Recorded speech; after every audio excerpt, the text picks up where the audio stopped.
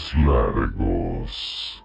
Esta historia que hoy te contaré ocurrió hace muchos años, tantos que apenas era un niño y corría, semidesnudo por los potreros de la finca de mis padres. En aquella época, a pesar de mi corta edad, era el encargado de llevar la leche fresca en una vieja carreta, tirada por un mulo.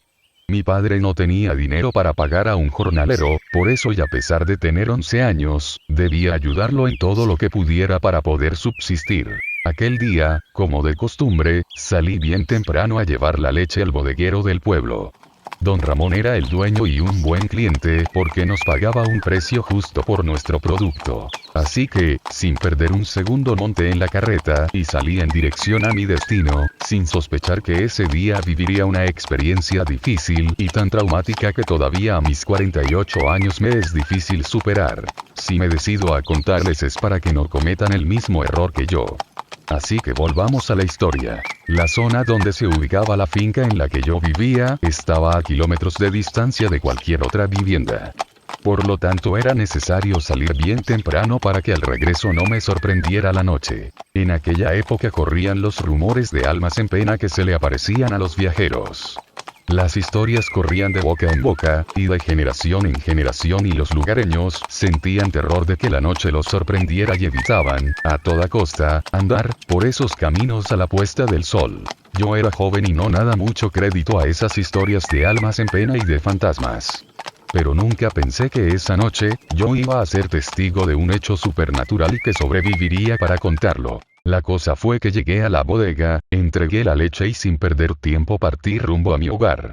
No quería contrariar a mi viejo, que me había dejado claro que debería llegar antes de que cayera la noche. Iba distraído y cantando una décima campesina, mientras las ruedas del carretón crujían como si fueran a romperse, cada vez que caían en un hueco.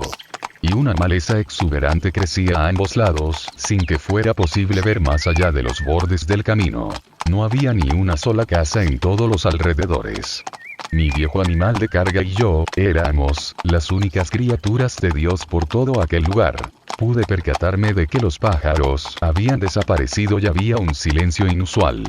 En aquel momento no le di importancia, pero ese fue mi error. De repente, un enorme cuervo sobrevoló sobre mi mulo y el pobre animal, presa del terror, se espantó y salió corriendo a toda velocidad, hasta que una rueda no pudo soportar y se rompió al caer en un bache del camino.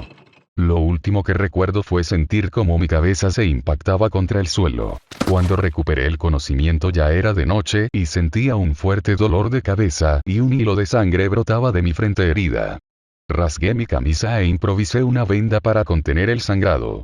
Estaba mareado y adolorido. Pero aún así me dispuse a buscar al mulo en la oscuridad.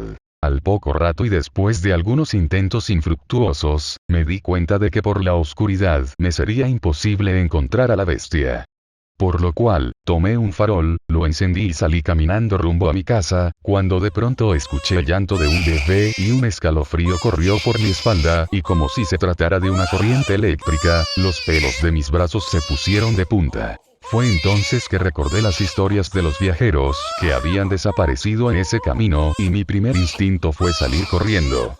Y no fue que no lo intentara, quería moverme pero estaba congelado y mi cuerpo no me respondía. Mientras tanto, el llanto del bebé no dejaba de escucharse. Casi una hora después logré calmarme y la cordura o la locura regresó a mi cabeza. Y poco a poco fui acercándome al lugar de donde provenía el sonido. Aparté la maleza y vi, al pie de un naranjo, a un bebé varón y hermoso, envuelto en pañales. En ese momento me pregunté qué malvada persona podía haber abandonado a una indefensa criaturita en aquel lugar tan apartado, condenándolo ciertamente a una muerte segura. Fue entonces que tomé al bebé y arropándolo lo mejor que pude, seguí mi camino. Sintiendo vergüenza de mí mismo por haber sido tan supersticioso y haberme asustado tanto. Lo llevaría a casa y a la mañana siguiente saldría en busca de sus padres. Luego de haber dejado unos kilómetros, por detrás sentí la extraña sensación de que el niño pesaba más de lo normal. Pero en aquel momento di por sentado que al estar más cansado, el peso del bebé resultaba más difícil de cargar.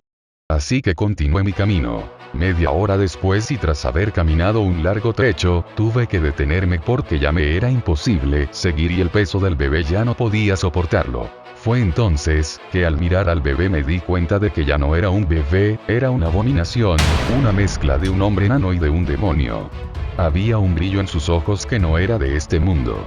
Esta vez volví a perder el sentido y mi cuerpo cayó, pesadamente al suelo. Al recuperar la conciencia, abrí mis ojos y aquella criatura demoníaca estaba sentada en mi pecho mirándome fijamente.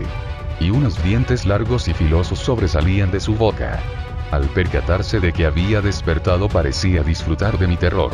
Todo duró unos segundos, pero fueron los segundos más largos de mi vida. Entonces, la figura demoníaca se dirigió a mí, diciéndome estas palabras. Llévame a donde me encontraste. Alguna fuerza sobrenatural me hizo levantarme del suelo y tomar a la criatura. Envolverla en el pañal y regresar sobre mis pasos. Todo lo que puedo decir en mi defensa es que no era yo quien cargaba aquel engendro de los 1000 demonios. Algo, ajeno a mi voluntad me hacía andar. Y mientras lo hacía no daba crédito a lo que estaba sucediendo ante estos ojos que la tierra se va a tragar. La abominación comenzó a transformarse de nuevo en el bebé que había sido antes.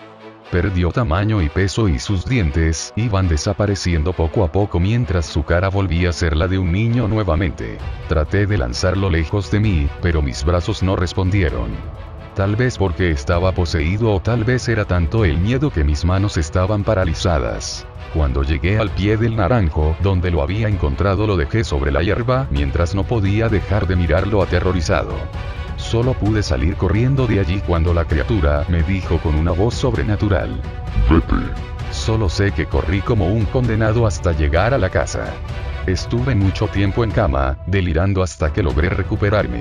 Lo que puedo decirles mis ciberseguidores es que jamás volví a pasar por ese camino.